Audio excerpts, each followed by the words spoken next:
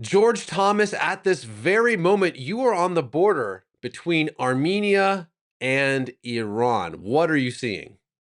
Yeah, so we drove down late last night, took about a 10-hour trip from Yerevan, the capital of Armenia, all the way to the southern part of the country. About a mile and a half behind my left shoulder is the Iranian border. I'm in a small village called Ajarak, very tiny. If you look at that map of the region, right at the southernmost tip of Armenia, and I've come here with a team from Operation Blessing. You know, these guys just tremendous disaster relief responders all over the world. Every time there's a humanitarian disaster, be it a war, a tsunami, an earthquake, flooding, famine, you name it. And they've got tremendous amount of experience around the world responding to disasters.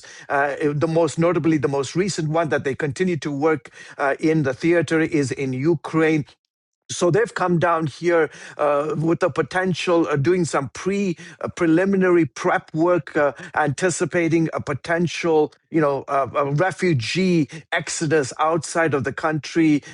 If at all the situation inside the country it takes a dramatic turn. We saw back in 2025, June of 2025, during the Israeli operation, U.S.-Israeli joint operation to go after Iran's weapons sites, nuclear sites. We saw about 6,000 Iranians who came across the border. And so, what Operation Blessing is doing is working with various Armenian churches, the local Iranian Christian diaspora. They've been meeting with local officials here in this town, looking for land that they could set up multiple tents, get chefs in to cook for 500, 600,000 plus people, and then to find a temporary shelter for these refugees who might cross the border not too far away from me. Again, pre-staging, making the contacts, making sure that they're able to have access to food, to water, to diapers, all the essentials that you can think of when you're having to flee from your home all of a sudden and just really coming across a particular border with just the clothes on your back. Okay, so the question I think for folks is this refugee problem going to be something that's an extrapolation of the new supreme leader? People are saying, the Ayatollah was just killed, the regime's falling, and then here we go. There's a new leader. People are trying to figure out what he's all about. As someone who's literally a mile from the border, Yeah. what do you think is the current status of the war? Again, just over your shoulder. Yeah. So to give it as a bit of a perspective, unlike, for example, I was in Ukraine during the 2022 Russian invasion, spent 4 months traversing the length and breadth of Ukraine during that war. What's different is that during that military offensive carried out by the Russians, they were specifically targeting civilian populations. They were targeting hospitals, churches, multi-story apartment buildings, and that kind of is what led to this mass exodus of women, children, and the elderly fleeing from Ukraine.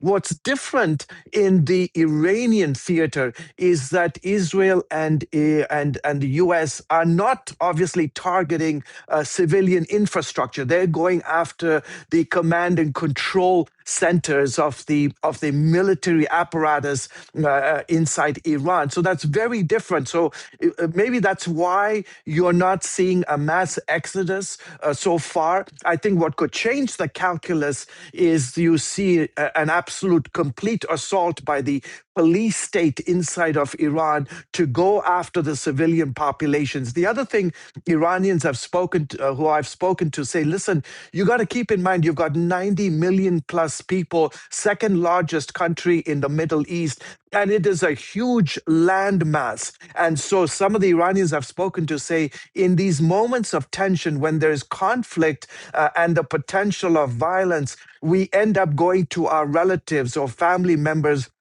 who are in other parts of the country. So, for example, if you were to look at a map of where the Israelis and the Americans have hit, since a week and a half ago, the majority of those attacks are in places like Tehran, Isfahan, and then along the western border of Iran, close to Iraq.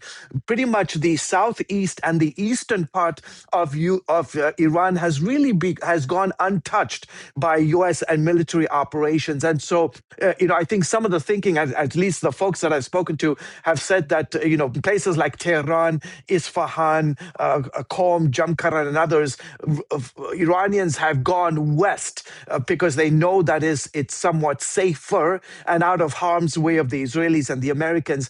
And then the other thing, which is also very surprising, is that, and again, you got to keep the mindset in mind, is that they know, to some extent, they trust the Americans and the Israelis not to target civilian populations, not to target civilian infrastructure. And I think that's why you haven't necessarily seen an uptick of refugee flow outside of the country, leaving into Armenia. But that could all change. Well, George, maybe last Yeah, question. I know it's late yeah, there. We're talking about people leaving Iran. Now, you and I did a story a few days ago about folks potentially going into Iran. Obviously, there's a idea that a regime can't be really changed just from bombs. There needs to be some sort of on the ground apparatus that makes that regime change possible. People have talked about the Kurds. People have talked about lots of things. yeah. Are you hearing any more about potential other entities entering the country to potentially topple the regime? Yeah, I mean, I think what you're seeing since the military operations began a week ago, last Saturday, really what the Israelis, they've been on point, right? They've picked out their targets. They've known for a very long time where the IRGC command and control centers are, where are the big military barracks, or, whether it's the anti-missile, the long range, the short range ballistic missiles, the various, centers of the police state, so to speak. And there is no doubt that the Israelis have managed. I think the early assessment is between 60 to 70, 75% of the infrastructure, the command and control centers of the police state that controls Iran. They have been decimated. And I think you're going to see in the days and weeks ahead the attempts by the Israelis to do that, to completely destroy the security apparatus of the country. And then obviously the other issue is, as you mentioned rightly, so you can destroy the infrastructure, but what about the people? Those who control the police state. So you have over 1 million of personnel who are part of the security apparatus. The president has talked in recent days. A couple of days ago, he talked about consulting the Kurds. Well, the Kurds says we don't want to get involved in this necessarily, because they know that they've been burnt by the Americans for the last 2 decades, whether it's in Iraq, in Syria, in Afghanistan. We have, in essence, the U.S.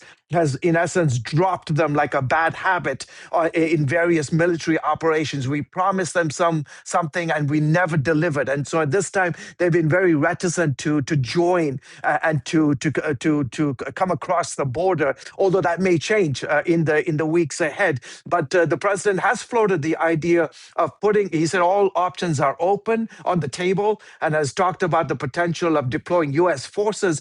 Primarily, at least the initial conversation has been to secure the various nuclear facilities, make sure that those strategic locations are under U.S.